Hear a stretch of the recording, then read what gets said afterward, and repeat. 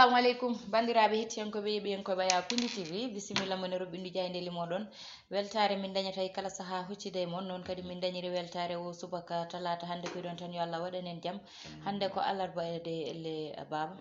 e oɗo subaka alarba hande hade kadi ma sisiɓe jobjoɓe dañ ko kaali yo Allah waɗanen jaam e kisal no subaka fo serenɓe men calminama jurama berta juude ñaaga duwaw yuppa e Sénégal e aduna fof ha ɗon mboro saha holluden caggal jaam dumo e nder leydi meɗen Sénégal e aduna fof ɗum noon bani mon debbo Aissata Ndiaye no wonne bammo Moussa Niang baba no subaka ko waɗi fa tabarakallah yettude Allah e julde rasul sallallahu alaihi wasallam sen ha joni ɓuɓol ngol enen jokki nder Dakaru eɗen ñaagui kadi yo jokku fa tabarakallah en sohlande won korka ka ari ha yetti ɗum noon tigui ne moƴƴe horoɓe gam kay mbawa horde ko ala e tanagol ɗo ɓuɓol kadi yuppowol ɗo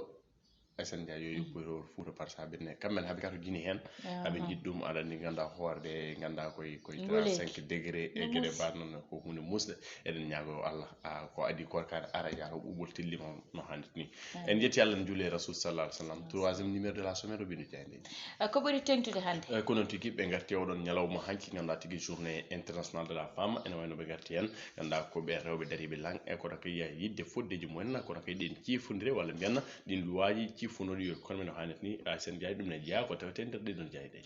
caggal ɗum jayde le soleil guendire udditata ko noon tigui le soleil national ko kayde tigui arti ganduɗa kay on journée de la femme ɓe mbi ko les femmes donnent la voix ene wayno ɓe garti oɗon journée internationale de la femme des droits de la femme ganduɗa kay yuɓɓinata hanki ɗo e nder leydi Sénégal kono kay Aissata Ndiaye ko fattangue wonno gam kay rewɓe kolliti ko metti ɗumen ko musɗi men ɓe rewɓe avocat ji magistrat ji ay ganduɗa kay ko dilloɓe e oɗon gouvernement laamu leydi Sénégal kañumen kala ganduɗa ko juɓɓini oɗon ñalawma no hannirta ni ɗum ko violence basée sur le genre respect de leurs droits autonomisation gueɗe mbaɗ noon ɗum ne tawi hello sappo e goho ha hello sappo e nayyi nde ɗon jandi le soleil e caggal ɗum ko jayde vox populi arti koye alhaali ɗiɗon sumgoji législative ɗin nde ganduɗa tigui tijja ko capantati gollewru juillet 2022 ɓe gatti oɗon barriére mo ganduɗa tigui wiyete ko parrainage Aissata Ndiaye ene wayno hayso tawi ganduɗa ko hon salinoɓe parrainage woode ɗiɗo sumgoji kono de laatima sumgoji ɗiɗon ma gode parrainage kono kay ya tijjama walla mbiyanna dottama e alhaali capantati e nayyi ujunere pawɗi temedde joyyi capanɗe jeetati manam 34 580 minimum ko ɓuuri famɗude fof sa dañi ɗum noon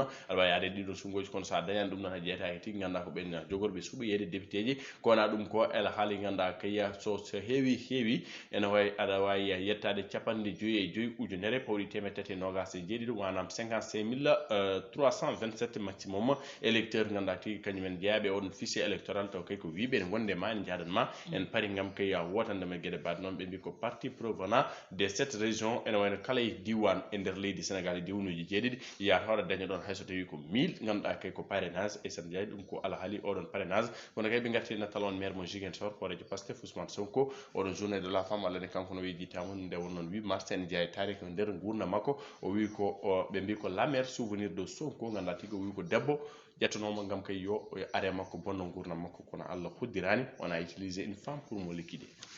jayde quotidien le quotidien de Madiambal Diagne Aissata Ndiaye ɓe gati ko oɗon parrainage ganduɗa ko e sumgoji législative 31 juillet 2022 ɓe mbi ko le taux se dessert ha joni noon ganduɗa ko fixama ganduɗa kay ko dottama e alhaali ndiga piccal joyyi walla mbiyanna ndiga piccal jeetati e ɗiɗon électeur uji ganduɗa ko 0,8% hakkude tolno ganduɗa kay ko 0,5 à 0,8% ndiga piccal jeetati kala temedere jiɗɗa ɗum noon électeur uji ganduɗa kay jeeyaɓe oɗo liste électorale taw kay kañumen kala kolliti min jaade Aissata Ndiaye hamin paari wotande Aissata Ndiaye kono de so jomum dañani ɗum noon ɓeɗon ɓe ngala ganduɗa ko waɗanɓe ɗum parrainé ene wayno ganduɗa ko jeeya kay ɗiɗon sumgoji caggal kan ɓe gatti première guerre mondialisé ene wayno ko balise mo ganduɗa tigui amin ɗum faade ko oɗon ko Yero Dia ganduɗa kay ko oɗon windi ɗum noon caggal kan ɓe gatti travail inégalité salariale maternité les combats inachevés des femmes ganduɗa ko rewɓe golloroɓe taw koye kala sahani keftine walla minen daña caɗele ganduɗa kay ɗeɗon gollore mumen so jibini walla ganduɗa ko caɗele travail golle mumen e oɗon salaire walla mbiyen ndin jencudi keɓata kala e lewru Aissata Ndiaye ɗum ko caɗele ne tawi nder hello ɗiɗaɓo ha tatabo nde ɗon jayne Madiambal Diagne jayde enquête colosse enquête ewɗo subaka ɓe gati koye alhaali caɗele guura ganduɗa koye ɗiɗon cogguji e nder ganduɗa koye ko bitikaji leydi Sénégal inflation ganduɗa koye face à l'international ene wayno noon inflation à l'international ɗum noon tigui ɓe gati ɗo joman bitikaji ganduɗa kay ko ɗiɗon cogguli golli ganda kay ko ƴelludi oɗon marché international ene wayno ganda kay ko inflation pratiquement e ganda ko produit ji kala Aissata Ndiaye kala ko hutorte nde ganda ko tawi nder boutique aji koko ƴellitina hanitini goɗɗo ganda kay goto sénégalais ɓe ganda tigui ko jeeyo wiyete ko Moubarak Lo aussi la tendance actuelle se maintient, on sera contraint d'appliquer la vérité des prix ene wayno ko gueɗe ganda kay ko ƴellitugol waɗi ɗon cugol tidi woni koɓe gatti kamɓe ɓeɗon na jayniyankoɓe enquête caggal kanna ɓe gatti oɗon na parrainage kamɓene tigui ɓe jumpiyanno hannitini ɗum ne tawe nder hello mabɓe ɗiɗo ko kamɓe jayni enquête jayni l'observateur jayni Youssou Madji Guène ɓe gatti koye oɗon délégation judiciaire ganda kay ko mandaji ɗiɗi daare faade tigui oɗon alhaali ganda kay ko bateau d' engrais ene wayno haala makko sutnom ɗo ha ganda ko hewɓe hen inde mon cuwa hen ene wayno noon oɗon bateau d' engrais urée to port autonome Dakar ɓe mbi ko identité ɓen ɗiɗo ganda ko waɗaɓe walla mbiyen jofaɓe Aziz Ndiaye waɗoma convoqué to sûreté urbaine ɗum woni ko sifi ɓeɗon jayniyankoɓe ganda ko l'observateur ɗen ko pereje nannaɗe cukri e gueɗe baɗe noon kono de on promoteur lutte sénégalaise ma ya tigui notoyade mani gam soene nder kabaruji men na paade Aissata Ndiaye kona ɗum ko Ousmane Sonko arti oɗon histoire makko Sonko son histoire particulière avec le 8 mars et l'affaire Adji Sarr ene woni soutien koñino hannde ni ɗum ne tawi ganda ko hellotata ko ndeɗon jayde Youssou Madji Guène jayde las squad las e oɗo subaka ɓe mbi garti koye oɗon journée mondiale de la femme kono ko ya de plus en plus responsable dans le média ene wayno les femmes prennent le pouvoir ene wayno ɓe rewɓe ganda kay waɓe no Aissata Ndiaye dariɓe lang gollotoɓe nder ayaw kabrirɗe kono kay yaha ɓe meeɗa yettude hen caggal ɓe meeɗa tigui ganda ko ñiŋede hen yo Allah juuno noon fa tabarakallah nde won noon c'est dans la gueule du loup ayiya ndeysan mawɗo goto omo liggo e média Aissata Ndiaye wi sa wi mi heɗata he walla mi yeɓeta he tawan ka haalani ko fewani balɗe daɓɓe yimɓe foof leydi foof andi Imam Lamine Sall tu vois te pourtant mo waɗanno jewri kewɗe mo yaltanno tu vois omo rewanno Allah e gueɗe kewɗe mais hay goto andanomo tu vois ko ñande yimɓe gandimo tu vois c'est très important wadde mbiyen yen ɓooy wasde andede yen ɓooy wasde andede c'est très important kalde yimɓe fof kaldi haalama anda waɗi ko tekki moy lool quand les femmes prennent le pouvoir rewɓe liggoroɓe ganda ko e nder téléji walla mbiyen ganda ko dariɓe darnelal ko wayno Maymouna Ndour Faye mo ganda mo 7TV e ganda kay Awa Ndiaye mo Walf FM e woddode tigui ndeya Marema Ndiaye mo Sud FM ko men kala ganda ko ɓooye ayaw kabrirde kono kay gollimi hen ganda tigui en jokki ha joni ko wayno Maymouna ala 7TV ganda ko bon voilà ko ayaw yeɓete hen te ko debbo kadi tambiɗe ɗon golle fato barakallah yettara e heftinade hen yettara Allah no fewi ɗum ne tawi nde halle jaw jeeɗi ndeɗen jande la jayde les échos ko dawri les échos arti koye ganda kay on acte contre nature on musiba bannoɗo to Malika Aissata Ndiaye ganda ko dow couple homo ɓe ganda kay ko debbati goto kadi jafoɗon hamɓe konngol he ganda ko worɓe ɗiɗo jaggonoɓe ne mbaɗa gueɗe kantorirɗe goto fon faye goɗɗo ɗum wonno koto Malika ene wayno lesɗe ɗiɗo noon filawoji tigui ɓe jaggono kono de ganda ko kamɓe kala ganda ko vertugue mabɓe sami ene wayno ganda ɓe garti tigui oɗon alhaali kamɓe kala ganda koyeɓe jeeya koye oɗon région homosexuel en ganda kay koye nder ɗiɗo no filawoji tigui ɓe duttorno wadde ɗe no gueɗe kantinirde ɓe wi ko gote mabɓe ganda tigui suutina kongi e oɗon alhaali wiide makko noon ko yidde makko tigui ganda ko ɓoyde oɗon alhaali wadde ganda ɗe no gueɗe kantinirde ala e dewago haaju kono ko worɓe tan woni ko yiloto goɗɗo noon wi ganda ko oɗon sehil mum ganda tigui taw ko kutortoɗo gueɗe rewɓe ganda ko gorko baɗowo gueɗe rewɓe o wi ko sehil makko baaɗo noon ko kañum tigui ganda ko raaɓimo e oɗon alhaali ko mabɓe ne tawi hen ganda hellotatamo ndeɗon jayde les échos musiba tigui tawete toon alhaali passeport diplomatique e Sénégal kaɗon haala sutnomo ɗo e nder leydi Sénégal no fewi ene wayno jaynen koɓe les échos mbi ko gongo andama ganda ko gongo ene wawi andede e nder yontere fande Boubacar Biaye Mamadou Sall Elage Condé ɓeɗon kala ko député ji ganda tigui cuwnoma hen walla mbiyen juge noma hen alhaali mon cuwnoma hen kono nder ñawor wonno ko ñande sappo e joɗiɗi lewru mars ndi hitande gonɗen Aissata Ndiaye kono kay gros risque ganda kay holko jogori arande ɓeɗon ganda kay tuumaɓe hen e oɗon parquet mo Dakar ganda ko oɗon alhaali kala ma watto to tribunal mo grande instance jayde libération ɓe gati koye ɗiɗon capanɗe joyyi hectare ɗi ganduɗa kay ko nana jaaha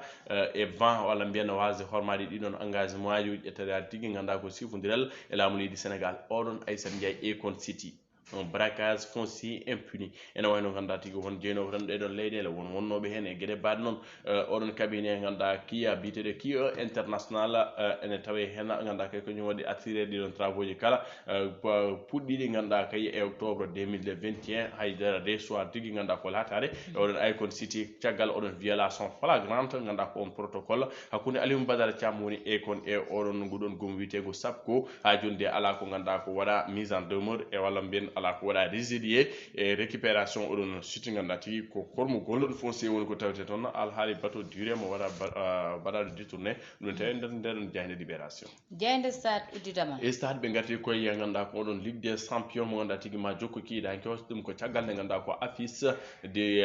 retour ganduɗa ko 8e de finale ganduɗa ko Liverpool mo Sadio Mané ene wayno hay so tawi ganduɗa ɓe keeɓi défaite hanki hatta ɓe mbaɗi qualifié ɗum noon ganduɗa ko Bayern hakkude mum e Salzbourg Bayern lappiɓe bituji jeeɗiɗi e goho hande noon hakkude Paris Saint-Germain ko kañum tigui yilloto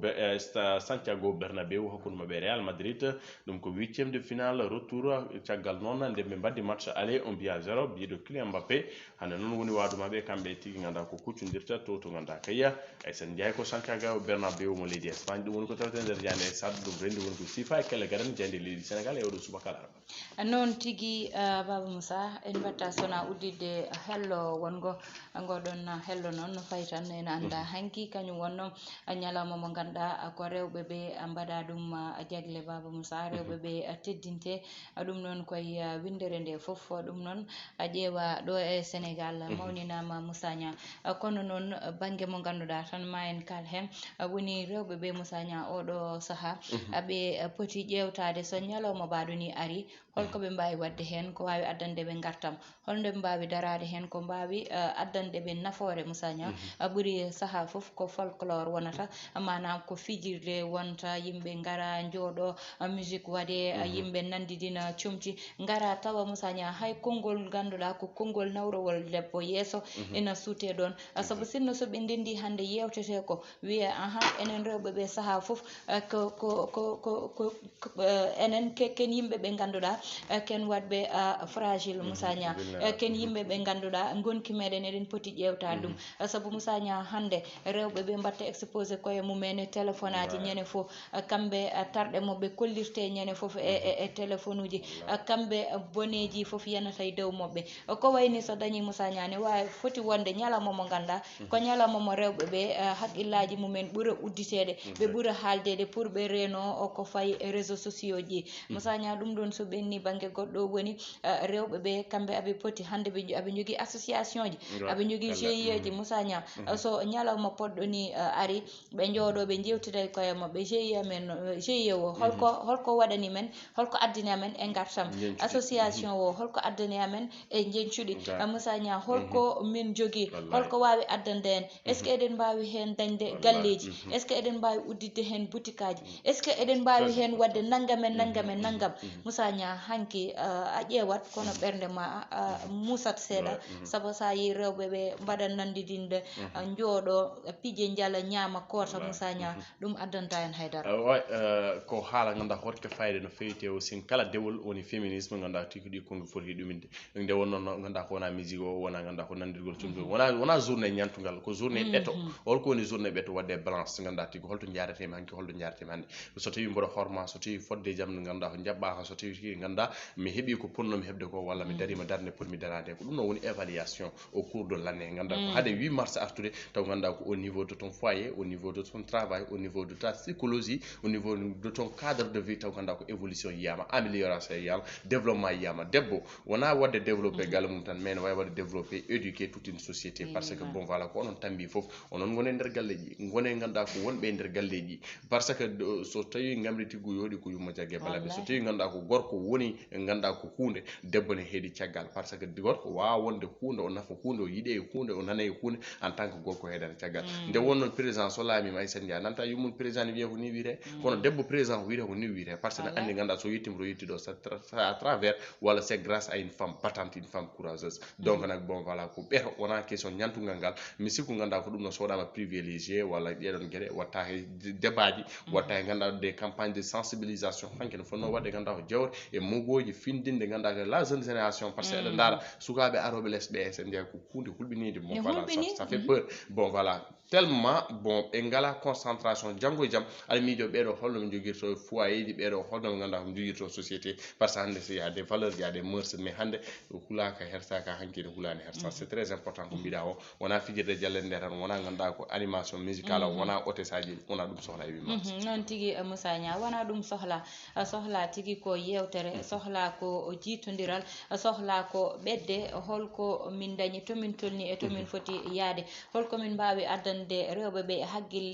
e haqqillantagal holko min mbawi ɓeydudeɓe holko min mbawi rentindeɓe ɗum ɗon foof koko ganduɗa ne wawi arde e oɗo ñalawma saabu hande so wiyama violence faite aux femmes wiye ñande fo rewɓe nana piye nana mbaɗe ni nana mbaɗe ni gonga tigui rewɓe won rewɓe fiyeteɓe kono won rewɓe teddinaɓe Moussa Nia rewɓe teddinaɓe yo jaltu kalda e rewɓe fiyeteɓe mataw goto piyeteɗo fo so wayli tan seeɗa e gonki muɗum tawi teddinaɗo holko waɗi ha teddina Moussa Nia ma won ko ganda ko gartam wonata ya piyeteɗo ha piggal tawata ɗum hen ɗum ɗon foof koko ganda goto fof ne jogue nder muɗum ko wawi yaltinde ko wawi nafde goɗɗo o yo ɗum ɗon yaltinte e ñalawmaji mbaɗi ni yo ɗum hollirte e ñalawmaji mbaɗi ni valeur debbo yo ɓuur waɗede exposé yo ɓuur hollirede saabu debbo ko valeur tan